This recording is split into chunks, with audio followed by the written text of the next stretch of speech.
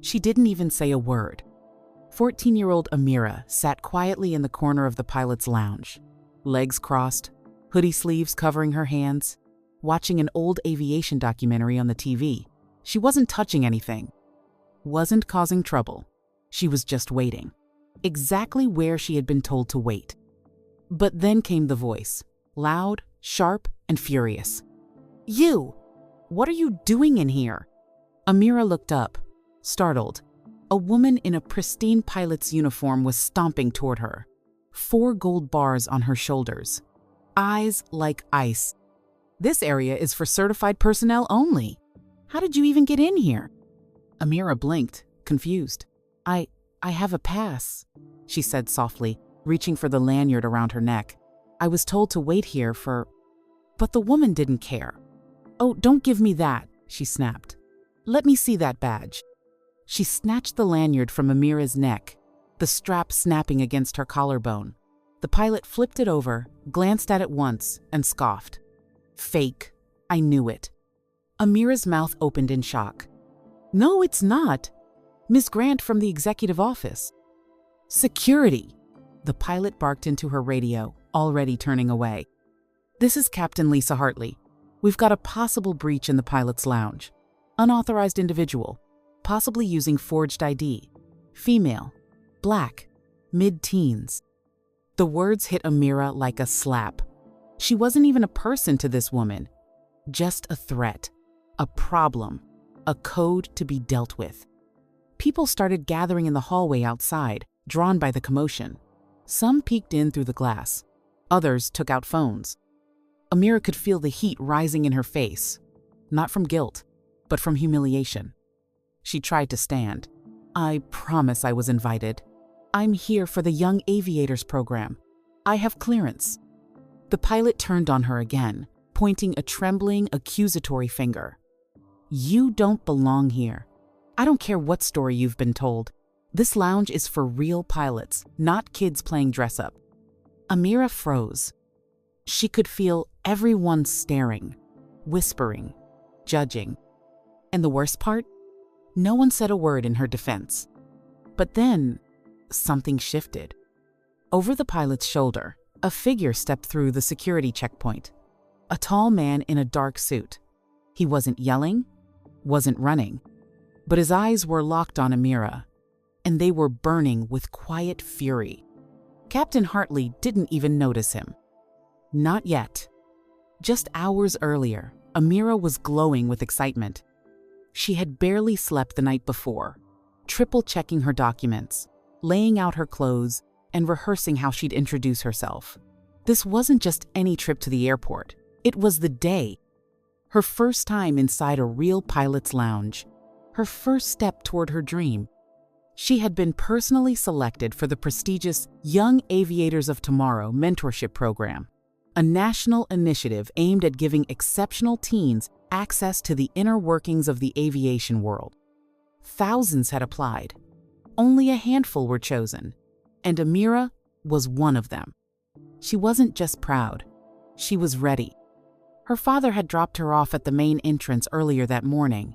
He wore his usual suit, his badge clipped to the inside of his jacket, though no one around her knew what it actually meant, not yet.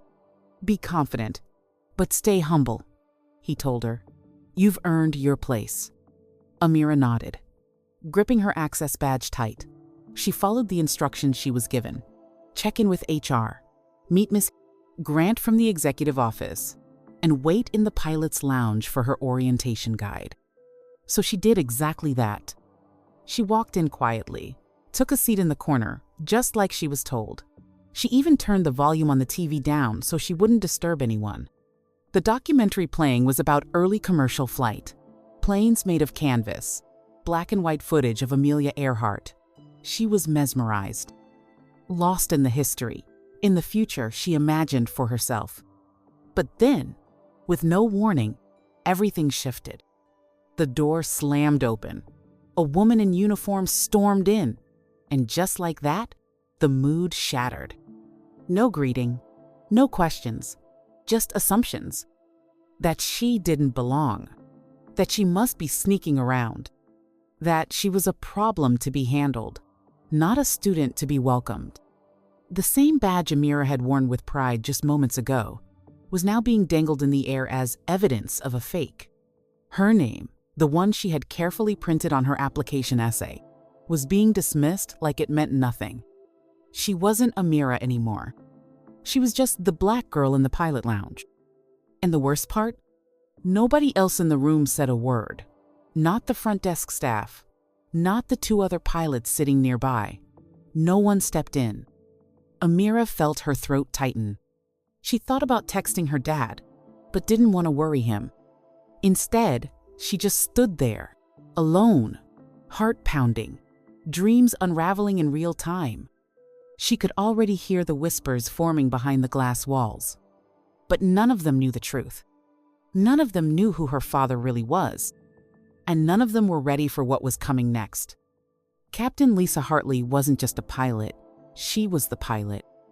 At least, that's how she carried herself. 2 decades of flight time, seniority over half the terminal, and a reputation for knowing her gut. And right now, her gut told her Amira was a threat.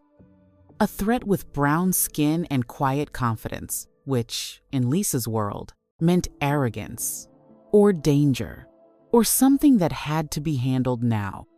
She waved the ID in the air like it was a ticking bomb. "This isn't real," she snapped. "We've had incidents before. Fake credentials. Kids sneaking into sensitive areas for clout. I've seen this before." But no, she hadn't. Because this wasn't that. Amira hadn't snuck in. She'd walked through the front gate. She'd shown her ID to security. She'd been escorted in by an executive. But none of that mattered now. Lisa didn't see a student. She didn't see talent. She didn't see potential. She saw a problem. "You people think you can walk in anywhere," Lisa muttered under her breath, just loud enough for Amira to hear, and for the nearby staff to pretend they didn't. Amira's face didn't change. She'd been taught how to hold her expression still in moments like this. Her father had called it silent strength.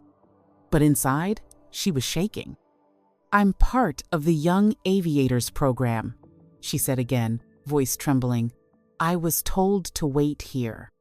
"I don't care what you were told," Lisa cut her off, finger stabbing the air. "This is a restricted zone. You think you can fake your way in and play the victim?" Her radio crackled. "Security en route to your location, Captain Hartley."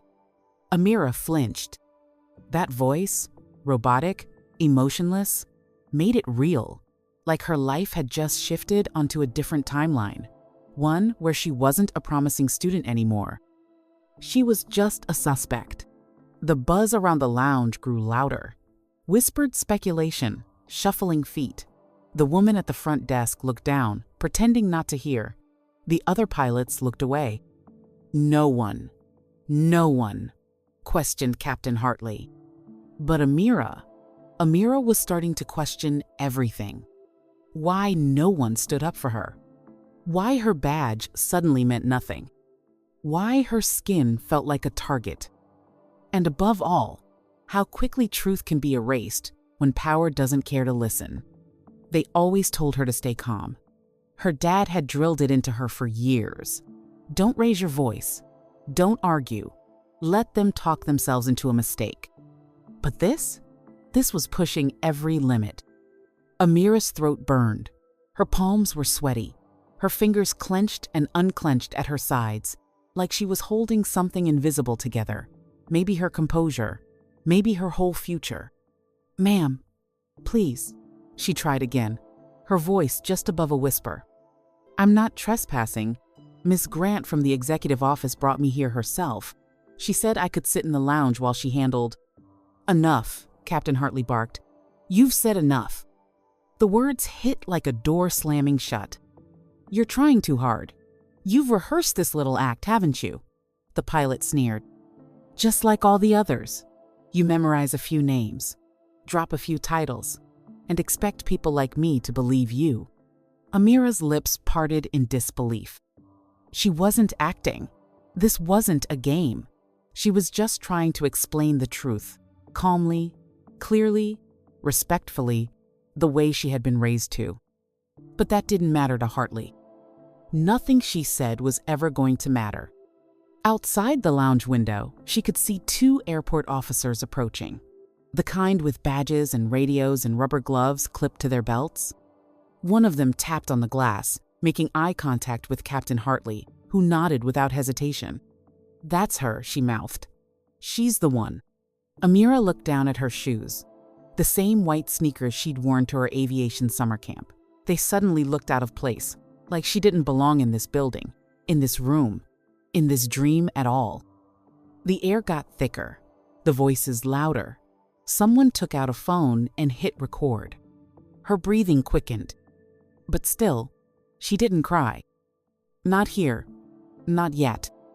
Because crying would have meant giving in, and Amira knew deep down someone was coming for her.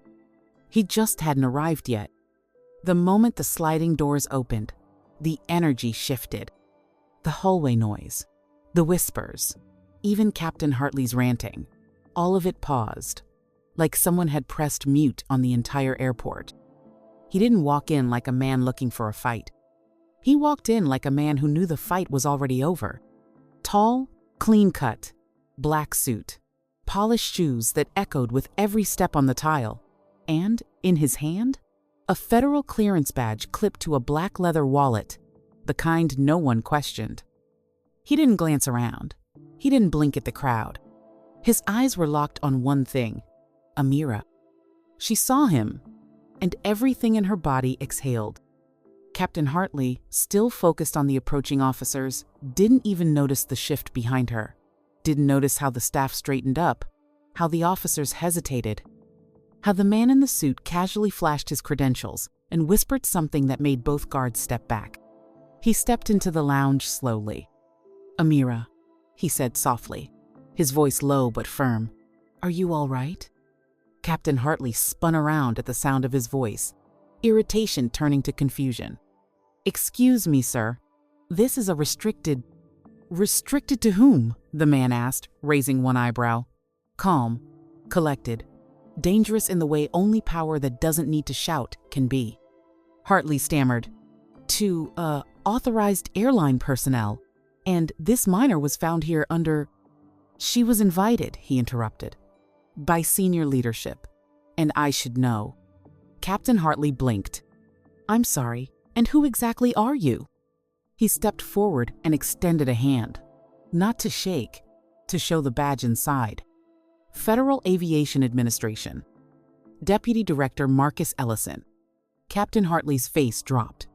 The color drained from her cheeks. Her mouth opened, then closed again. Amira watched it all unfold like a slow-motion replay, and for the first time in 20 agonizing minutes, she felt something new. Relief. Her dad was here. And now, things were about to change. It started with a murmur, then a ripple, then silence. Someone near the entrance whispered, "Wait, is that the FAA guy?" Another answered, "That's Marcus Ellison. He's like second in command." And just like that, the room remembered how hierarchy really works. Captain Hartley straightened her shoulders, trying to recover her footing. "I wasn't aware the FAA had sent anyone," she stammered. Marcus didn't blink. "You didn't request anyone. That's the problem." He turned to the 2 security officers standing awkwardly nearby. "Has anyone verified this young lady's ID?" One of them swallowed hard. "She had a badge, sir, but Captain Hartley said—" "I didn't ask what she said," Marcus cut in, voice still calm but sharper now. "I asked if anyone verified the badge." Silence. He looked at his daughter, still standing where they had cornered her. She hadn't moved. She hadn't said a word. And that, more than anything, enraged him. He turned back toward Hartley. "You called in security on a child who was sitting quietly. You ripped a federally issued badge from her neck. You made accusations without a single verification." Hartley opened her mouth to protest, but the words didn't come. Behind her, one of the pilots who had been sitting quietly the whole time slowly stood up.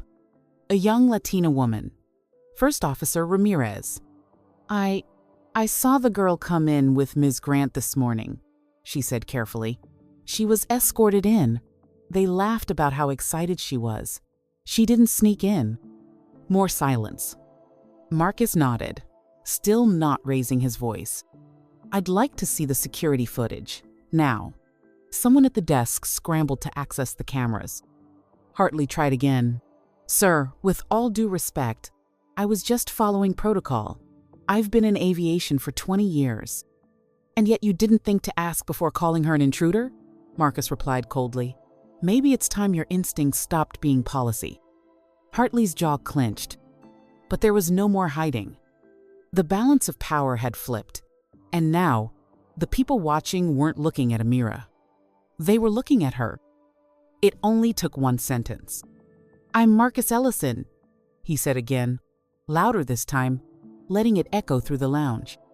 Deputy Director of the FAA. And that young lady? He turned toward his daughter, still standing with her back straight and her jaw tight, is not only my daughter, she is also one of the highest scoring applicants in the FAA's Youth Aviation Honors Program, chosen by my own staff, personally. Gasps. Literal gasps. The silence cracked like glass. And Captain Lisa Hartley? She looked like she'd been hit by a jet engine. The bravado drained from her eyes. She took a half step back. Mr. Ellison, I didn't know.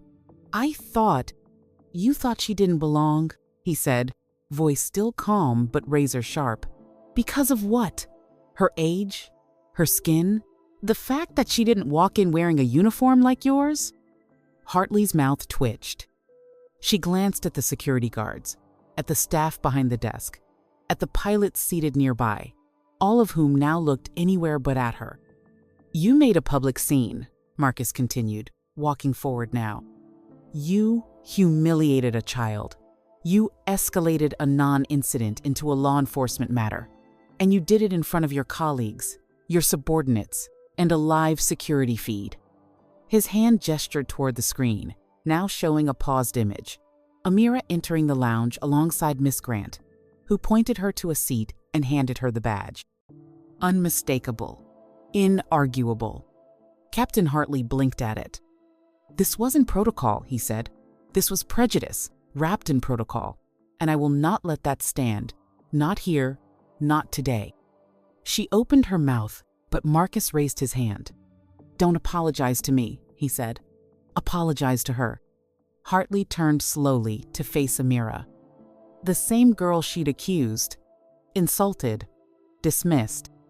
Amira stared back with an expression far older than her years, calm, cold, and utterly unimpressed.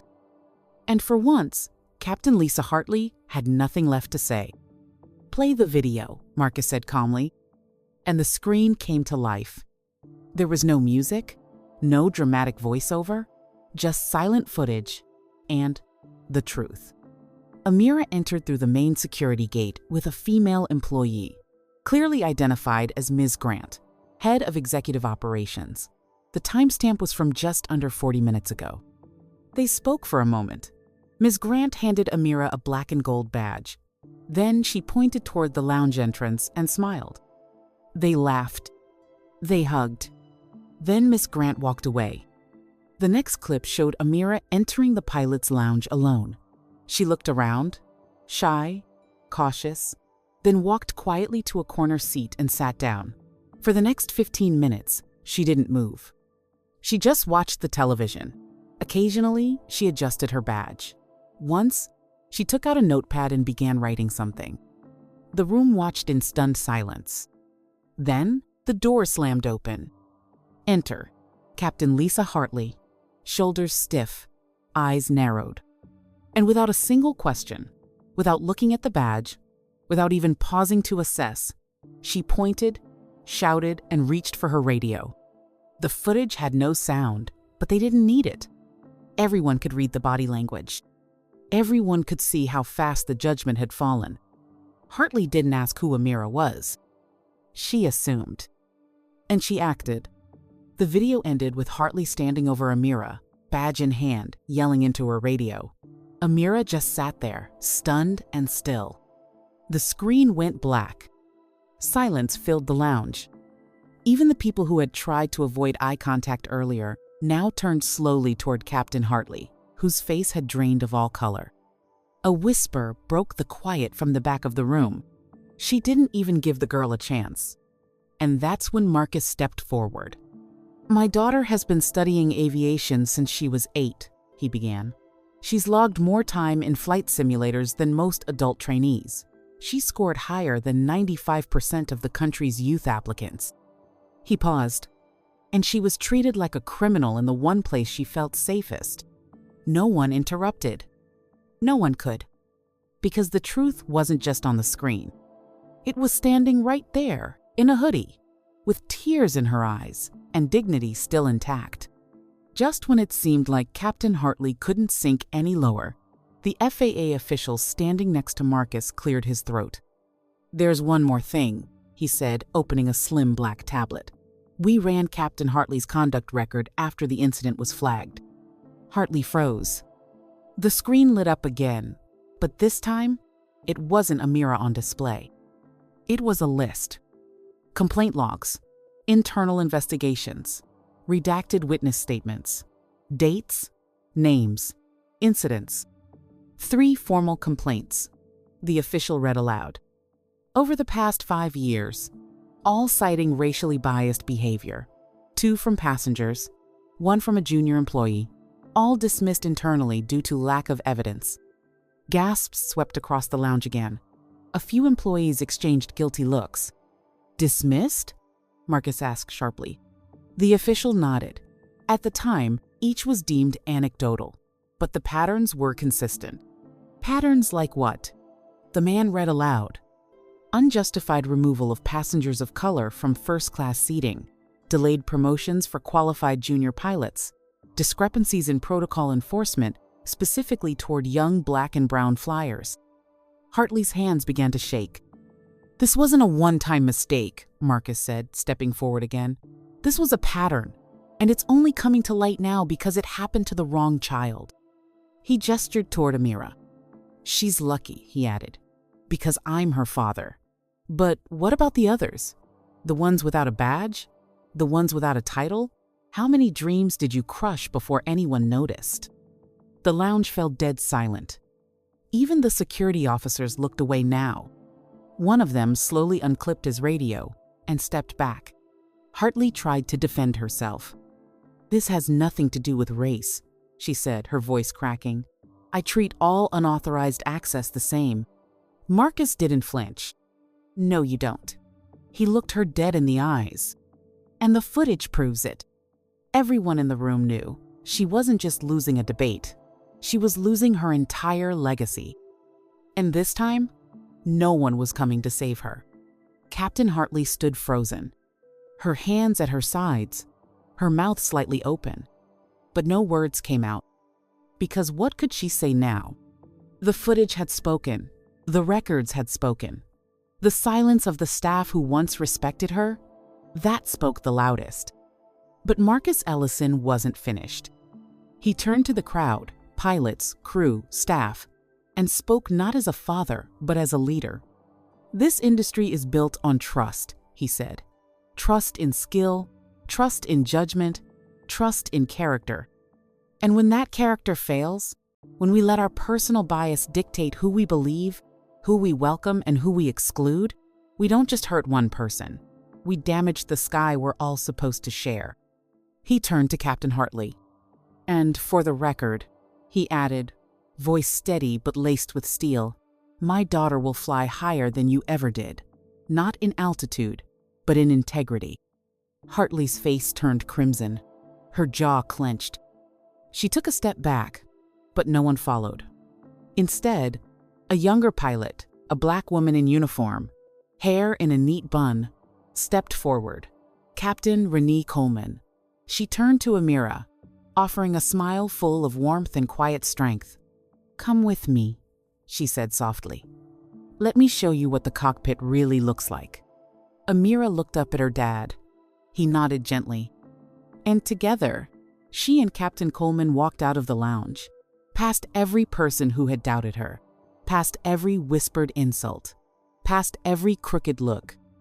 And not a single head was turned in judgment anymore. They were turned in awe. Captain Hartley remained where she stood, abandoned by the very power she'd abused, stripped not by anger, but by truth. And Amira? She didn't look back, because she knew the sky had always been hers. She just had to fight for the right to reach it.